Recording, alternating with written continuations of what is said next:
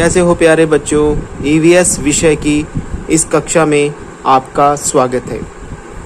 आज बच्चों हम ईवीएस के विषय पेट की बात, उपविषय जो है आज हमारा पेट की बात, उसके बारे में पढ़ेंगे।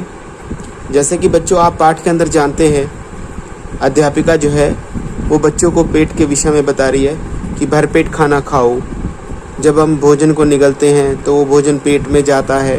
तो बच्चे बहुत रुचि लेकर के इस पाठ को पढ़ते हैं। तो अध्यापिका ने क्या समझाया?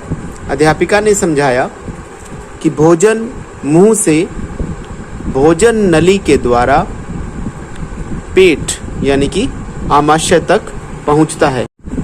रोटी, सब्जी, अंडे, फल आदि सभी पेट में जाकर छोटे छोटे टुकड़ों में बदल जाते हैं और पाचक रसों के साथ मिलकर पच जाते हैं।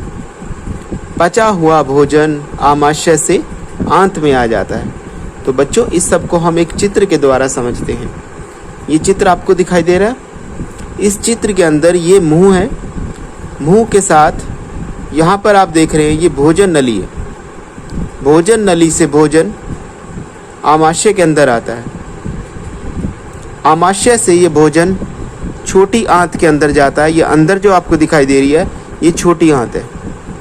छोटी आंत से जो बिना पचा भोजन है वो इकट्ठा हो जाता है बड़ी आंत के अंदर, और बड़ी आंत के से होता हुआ शरीर से बाहर आता है।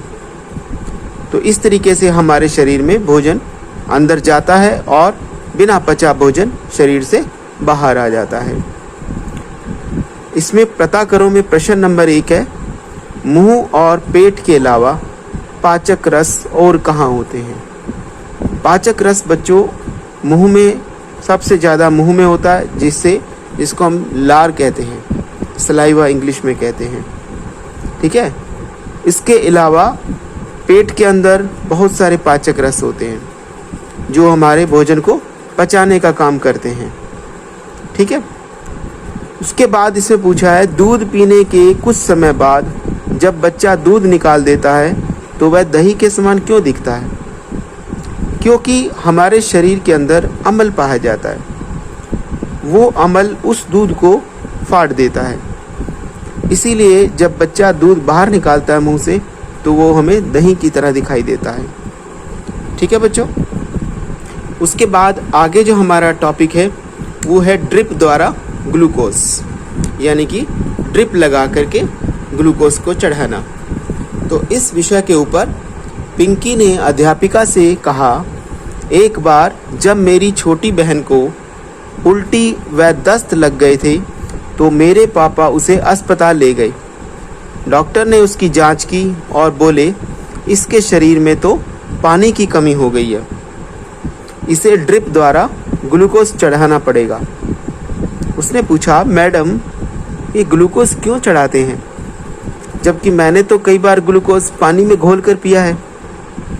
तो अब बच्चों आपने भी घर में बहुत बार ग्लूकोज पानी में घोल कर पिया होगा, या बिना घोले भी ऐसे भी खा सकते हैं उसको, क्योंकि वो स्वाद में मीठा रहता है।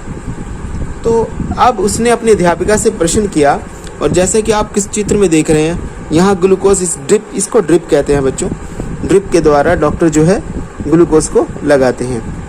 अब वो अपने अध्यापिका से जानना चाहती है कि जब ग्लूकोज को ऐसे ही खा सकते हैं या पानी में घोल के पी सकते हैं तो फिर इसको ड्रिप से क्यों चढ़ाते हैं? अध्यापिका ने उसको बताया कि अत्यधिक उल्टी व दस्त लगने से शरीर के अंदर कमजोरी आती है और पानी की कमी हो जाती है। इसीलिए ड्रिप द्वारा ग्लूकोज चढ़ाया जाता है। इससे शरीर को जल्दी ताकत मिलती है और पानी की कमी भी पूरी हो जाती है। ग्लूकोज जो है वो भोजन का सबसे सरल रूप है जो जल्दी पच जाता है और शरीर को ताकत देता है। अब उसके बाद प्रश्न है बच्चों, क्या तुमने कभी ग्लूकोज चखा या पिया है? तो मोस्टली बच्चों का जवाब क्या रहता है? हाँ। तो इसका स्वाद कैसा होता है? तो आपने देखा ही होगा, इसका स्वाद मीठा होता है, कई बार थोड़ा हल्का सा नमक जैसा भी लगता है। तुमने पिछली कक्षा में जीवन रक्षक घोल बनाया था। यह किसी रोगी को कब दिया जाता है? जीवन रक्षक घोल यानी कि ORS ओरल रिहाइड्रेशन सिरप, ये ऐसे रोगी को दिया जाता है जिसे उल्टी या दस्त लगे हों, जिसके शरीर में पानी की कमी होने की आशंका रहती है, ऐसे रोगियों को दिया जाता है। अगला प्रश्न है, घर में जीवन रक्षक घोल बनाने के लिए किन चीज़ों की आवश्यकता होगी? इसके लिए बहुत सी साधारण चीज़ें जो घर में ही उपलब्ध रहती हैं उन्हीं की आवश्यकता होती है, जैसे चीनी, नमक, पानी। तो ऐसे से जीवन रक्षक घोल बनाया जाता है। अगला प्रश्न, ग्लूकोज और जीवन रक्षक घोल के स्वाद में क्या अंतर होता है? ग्लूकोज थोड़ा नमकीन हो सकता है और बिना स्वादहीन भी हो सकता है, लेकिन जीवन रक्षक घोल जो होता है वो उसमें चीनी रहती है, नमक कम मात्रा में होता है, चुटकी भर नमक रहता है उसमें, तो इसलिए वो मीठा ज़्यादा होता है। अगला टॉपिक है, स्कूल में हुआ हेल्थ चेकअप। स्कूल में बच्चों आपने भी कई बार देखा होगा, डॉक्टर्स आते हैं, हेल्थ चेकअप करते हैं, सब बच्चों की जांच करते हैं। तो ऐसा ही यहाँ पर हुआ। आज हमारे स्कूल में डॉक्टर आए, उन्होंने बच्चों के दांतों और आँखों का चेकअप किया, वजन और कद भी मापा। डॉक्टर ने बताया कि मेरा वजन तो ठीक है, पर मेरे दोस्त राम का वजन सामान्य से कम था और शाम का ज़्यादा था सामान्य से।